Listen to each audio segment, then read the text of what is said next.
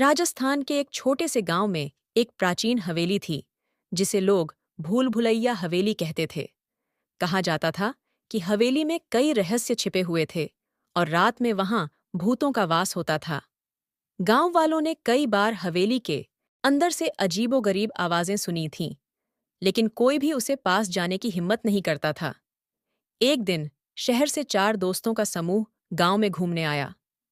उन्होंने हवेली के बारे में सुना और रोमांच की तलाश में उसे देखने का निश्चय किया। गांव वालों ने उन्हें मना किया, लेकिन दोस्तों ने उनकी बात अनसुनी कर दी और रात को हवेली में जाने का फैसला किया। रात के अंधेरे में चारों दोस्त टॉर्च लेकर हवेली की ओर बढ़े। हवेली के अंदर पहुंचते ही उन्हें एक ठंडी हवा का झोंका महसूस हुआ, जैसे कोई अदृश्य शक्ति उनके चारों ओर घूम रही हो। हवेली अंदर से बेहद पुरानी और टूटी फूटी थी। हर कोने में धूल और जालें फैली थीं। जैसे ही वे अंदर बढ़े, हवेली के दरवाजे अपने आप बंद हो गए। चारों दोस्त डर से कांप उठे। तभी हवेली के अंदर एक औरत की चीख सुनाई दी। उन्होंने चीख की दिशा में देखा तो एक साया तेजी से उनके सामने से गुजरा। डर से उनकी जान हलक में आ गई, परंतु जिज्ञासा ने उन्हें आगे बढ़ने के लिए मजबूर कर दिया। वे हवेली के अंदर गहरे जाते गए और उन्हें एक पुराना दर्पण दिखाई दिया।